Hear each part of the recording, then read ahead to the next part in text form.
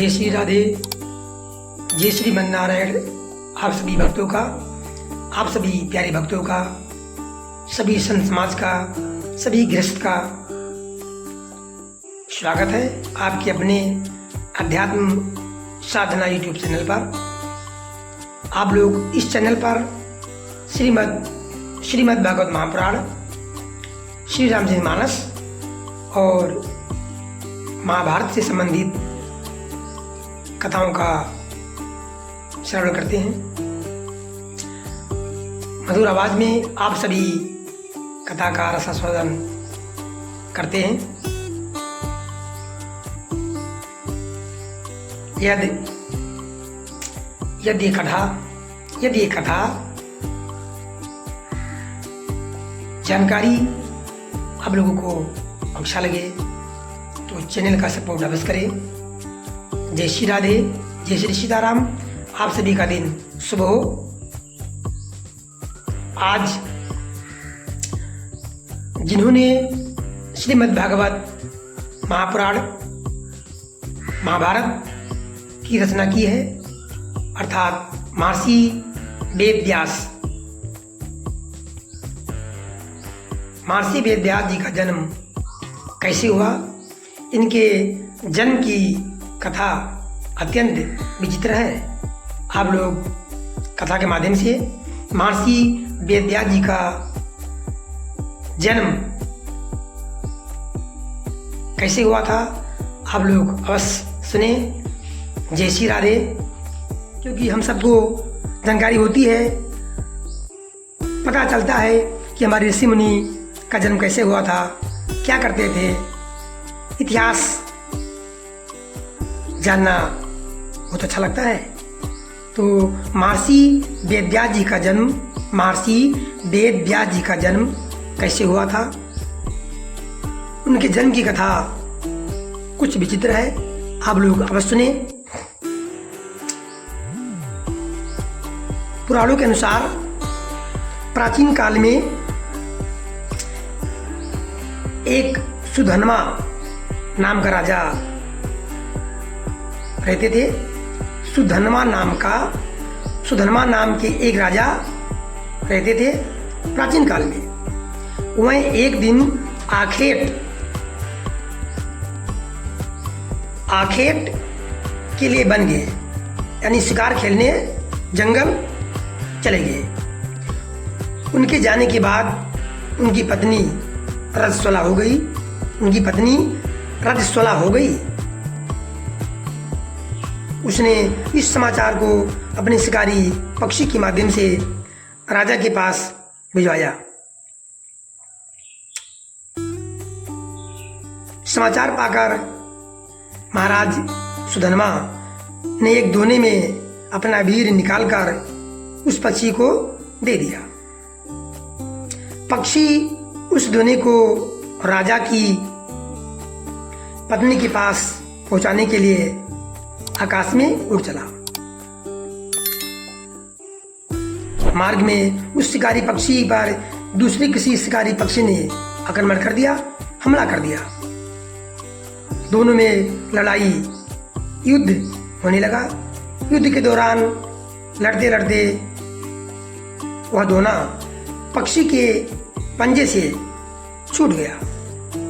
पक्षी के पंजे से छूट गया और छूटकर यमुना नदी में गिर गया।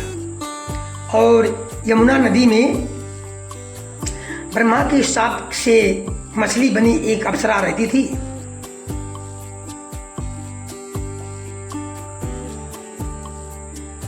मछली रूपी अप्सरा दोने में बहते हुए वीर को निकल गई और उसके प्रभाव से वो गर्भवती हो गई।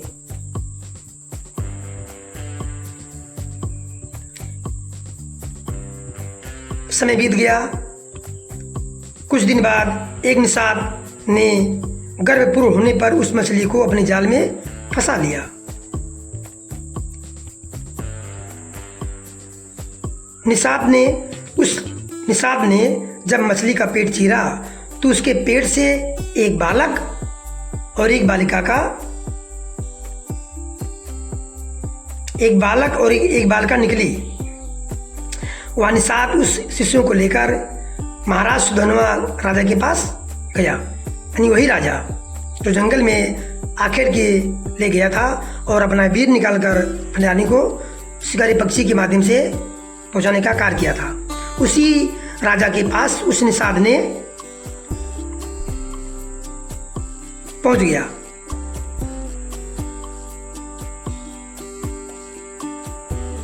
महाराज सुधन्वा के पुत्र न होने के कारण उन्होंने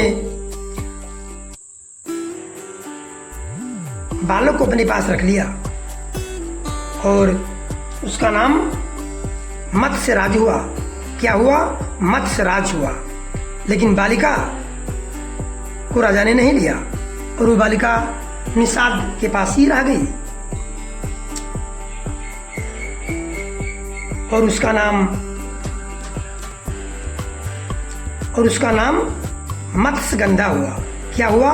मत्स्यगंधा, क्योंकि उसकी प्रत्येक अंग से, उसके अंगों से मछली की गंध निकलती रहती थी। उस कन्या को सत्यवती के नाम से भी जाना जाता था। मत्स्यगंधा और सत्यवती। बड़ी होने पर वो बालिका नाव खेने का कार्य करने लगी, क्योंकि निषाद के पास कोई पुत्र था नहीं, कोई लड़की थी मत्स्यगंधा। इसलिए वो अपने पिताजी के कार्य में हाथ बटाने लगी। एक बार पाराशर मुनि को उसकी नाव पर बैठकर यमुना पार करनी पड़ी। पाराशर मुनि सत्यवती के रूप सौंदर्य पर आसक्त हो गए और बोले, हे देवी, तुम्हारा जन्म सिर्फ नाव चलाने के लिए नहीं हुआ है। इतिहास तुम्हारा इंतजार कर रहा है। तुम्हारे कंधे पर इतिहास का बहुत बड़ा भारी भार पड़ने वाला है। तुम चाहो तो ये संभव हो सकता है।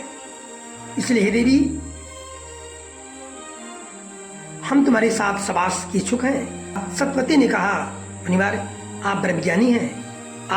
ब्रह्मज्ञानी हैं, और मैं निषाद कन्या हूँ, हमारा सहवास संभव नहीं है। तब पाराशर मुनि ने कहा, तुम चिंता मत करो, प्रसूति होने पर भी तुम्हारा कौमार्य, यानी तुम कुमारी ही रहोगी। इतना कहकर उन्होंने अपने योग बल से चारों ओर घना कोहरा का जाल रच दिया और सत्यवती को स्पर्श किया। तत्पश्चात उसी आशीर्वाद देते हुए कहा, तुम्हारे शरीर से जो मछली की गंध निकलती थी वह सुगंध में परिवर्तित हो जाएगी और तुम्हारा नाम अब योजनगंधा होगा। तुम्हारा नाम अब योजनगंधा होगा। योजनों तक तुम्हारी सुगंध फैलती रहेगी। तुम्हारी सुगंध से तुमको कोई जान पाएगा कि तुम सत्यवती हो। इस प्रकार आशीर्वाद देकर वह मुनि, पाराशर मुनि चले गए। समय आने पर सत्यवती के गर्भ से वेद वेदांगों में पारंगत एक पुत्र का जन्म हुआ। जन्म होते ही वो बालक बड़ा हो गया। ऐसे प्रभु का लीला ही है। और अपनी माता से बोले, माता जी, जब कभी भी विपत्ति में मुझे स्मरण करोगी तो मैं तुम्हारे सामने उपस्थित हो जाऊंगा। इतना कहकर वह तपस्या करने के लिए द्वैपायन द्वीप चले गए। द्वैपायन द्वीप में तपस्या करने तथा उनके शरीर का रंग काला होने के कारण उन्हें कृष्ण द्वैपायन कहा जाने लगा। कृष्ण द्वैपायन कहा जाने लगा। आगे चलकर वेदों का भाष्य करने के कारण वह वेद व्यास के नाम से विख्यात हो गए। इस प्रकार आप लोग समझ गए होंगे कि जो महर्षि श्रीमद्भागवत महापुराण के रचयिता हैं, महाभारत के रचयिता हैं, उनका जन्म कैसे हुआ था। हम सबको, आप सबको इतिहास जानकर बहुत आनंद होता है, अच्छा लगता है। आप लोग कथा के माध्यम से कथा का स्मरण कर रहे थे कि महर्षि वेद व्यास जी का जन्म कैसे हुआ। आप सभी लोग समझ गए होंगे।